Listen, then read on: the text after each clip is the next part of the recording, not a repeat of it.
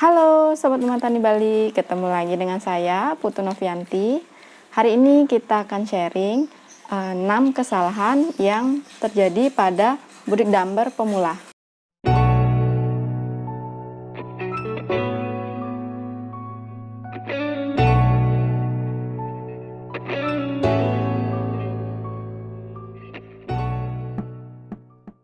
Nah, kesalahan yang akan kita sharing ini sebagian besar sudah pernah kita lakukan. Nah, namanya juga pemula kan, ingin cepat-cepat, ingin begini, ingin begitu. Nah, kita akan sharing kesalahan ini agar kalian yang ingin jadi budik damber bisa menghindari kesalahan-kesalahan yang sudah kita buat sebelumnya. Tapi sebelum lanjut, bagi kalian yang baru bergabung, jangan lupa diklik tulisan subscribe-nya dan ikuti video ini sampai akhir. Nah, kita bahas satu persatu dulu ya teman-teman. Yang pertama itu mulai dari kurangnya persiapan untuk ember baru atau peralatan yang digunakan itu baru. Kita sudah pernah mengalaminya. Waktu itu kita menggunakan ember baru hanya dengan merendam air 1 malam saja tanpa penambahan apapun. Alhasil ikan yang kita tebar sebagian besar bibitnya itu menggantung. Nah, saat itu kami belum tahu sama sekali hal apa yang perlu dipersiapkan, apakah ember baru itu bisa langsung digunakan, dan persiapan airnya bagaimana. Nah, sebelumnya kami sudah pernah sharing untuk persiapan ember baru di video sebelumnya. Jadi bagi kalian yang pengen tahu caranya gimana mempersiapkan ember baru, bisa ditonton di video sebelumnya ya. Kesalahan yang kedua yaitu kurangnya persiapan air. Nah, saat itu kita hanya sedikit membaca referensi bagaimana cara persiapan air yang cocok untuk kita. Saat itu kita tambahkan saja kohe dan juga sedikit dedak. Kita endapkan selama 3 hari 2 malam. Terjadi perubahan, airnya semakin coklat dan juga sedikit hitam. Nah, karena pikir kita itu lele suka air yang tidak bening, jadi mungkin saja ini sudah bagus untuk kita tebar bibit. Nah, kita beli saja bibit lele dan kita tebarkan tanpa didiamkan seperti proses kemarin kita tebar bibit. Nah, yang belum nonton jangan lupa ditonton ya. 15 menit kemudian ternyata lele itu sebagian besar menggantung. Nah, bingunglah kami apa yang harus kami lakukan. Kami baca-baca referensi lagi. Ada yang menyarankan menggunakan daun pepaya, buah mengkudu, E4 dan juga garam krosok. Nah, saat itu kami memilih untuk menggunakan perasan daun pepaya terlebih dahulu. Kita tambahkan perasan air pepaya itu kurang lebih berselang 2 jam. Setiap 2 jam kami tambahkan sehingga air menjadi gabungan warna coklat, hitam dan juga hijau. Tapi kita tetap kasih makan lelenya dan tidak ada sama sekali lele yang mau makan dan juga tetap menggantung. Nah, pada hari kedua kita mencoba membeli E4 dan juga garam krosok. Setelah itu kami tambahkan garam krosok dan juga E4. Selain itu kami juga menyiapkan 1 ember lagi dan airnya itu kita ambil di tangki yang sudah diendapkan juga, dan air tersebut kami tambahkan E4 dan juga garam. Hari ketiga kita membeli pH meter, kita ukur pH-nya.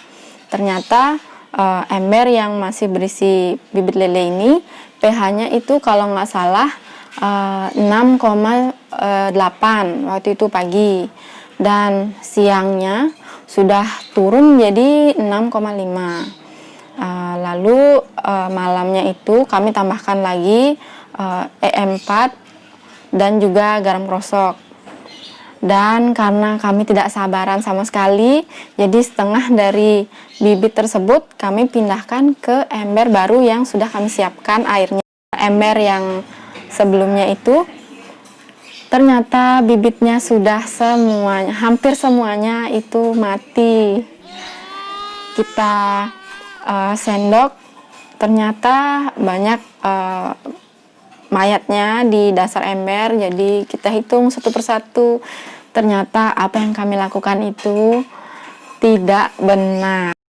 Dan sisa bibit yang masih hidup kami jadikan satu ember dan kami biarkan selama beberapa hari tanpa ada perlakuan tambahan lagi. Dan juga untuk makannya kami hanya memberikan sedikit dan tidak terlalu banyak seperti di awal. Jadi kami hanya biarkan saja. Dan ternyata semua bibit itu bisa hidup normal sampai sekarang. Nah, itulah kenapa kami memutuskan untuk tetap menggunakan E4 dan juga garam krosok, tapi dengan pengendapan yang sedikit lebih lama. Dan kami rasa ini merupakan metode yang paling cocok dengan kondisi kami saat ini. Yang ketiga adalah terburu-buru untuk menebar bibit. Nah, sama seperti kami, dulu kami juga menebar bibit tidak sabaran, tanpa persiapan air yang cukup, dan juga tanpa proses aklimatisasi atau penyesuaian suhu selama beberapa menit. Selain itu juga kalian perlu perhatikan ukuran bibit lele yang cocok untuk kalian sebagai pemula, dan juga di mana cocoknya untuk membeli bibit lele yang berkualitas. Yang keempat adalah tidak tahu kapan lele harus dipuasakan. Nah, pada awal tebar benih itu kami juga melakukan kesalahan ini. Kami tidak tahu bahwa jika setelah tebar bibit ini tidak boleh memberikan makan. Kami langsung saja berikan makan saat itu karena sudah tidak sabar ingin melihat lele rebutan makan di dalam satu ember. Selain itu, untuk puasa lele ini juga dilakukan saat sebelum melakukan sipon dan setelah sipon. Saat sebelum sipon, lele dipuasakan minimal 12 jam, dan setelah sipon, lele dipuasakan minimal 24 jam. Tapi jangan khawatir ya, kalau misalnya lele dipuasakan ini. Nah, penjelasan ini sudah saya sampaikan di video sebelumnya. Jadi yang pengen tahu jangan lupa dicek videonya ya. Yang kelima adalah memberikan makan secara berlebih. Kami belum pernah melakukan kesalahan seperti ini, tapi kami sering menjumpai masalah ini pada grup sosial media. Nah, mereka saking senangnya memberikan makan kepada lele, jadi tidak sadar kalau lelenya itu sudah kenyang. Dan pemberian pakannya itu juga tidak dibibis, sehingga lele semakin lahap, dan juga sisa dari makanan tersebut akan menggenang di air. Nah, sisa yang menggenang ini akan dibiarkan oleh si pemilik, dan akhirnya nanti akan mengendap di dasar ember dan akan memicu naiknya kadar amonia, sehingga nanti membuat pH-nya menjadi asam dan dapat berakibat lele menggantung. Dan yang terakhir adalah kurangnya pengetahuan dalam persiapan tanaman. Kami juga sebetulnya pernah melakukan kesalahan ini.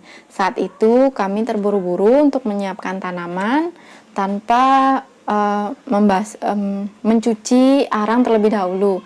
Jadi kami langsung masukkan ke dalam ember dan juga menyemai bibit kangkung di atas tisu yang basah itu. Jadi pertumbuhan kangkungnya tidak optimal dan juga air di dalam ember semakin hitam. Jika kalian pengen tahu caranya untuk menyemai kangkung agar pertumbuhannya optimal, bisa dicek di video kami sebelumnya ya.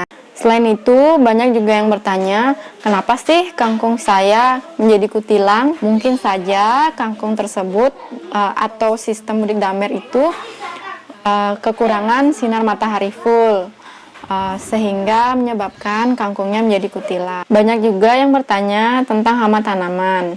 Nah, kalian bisa menggunakan pestisida, tetapi pilihlah pestisida yang memang tidak berbahaya juga untuk lele yang ada di ember tersebut.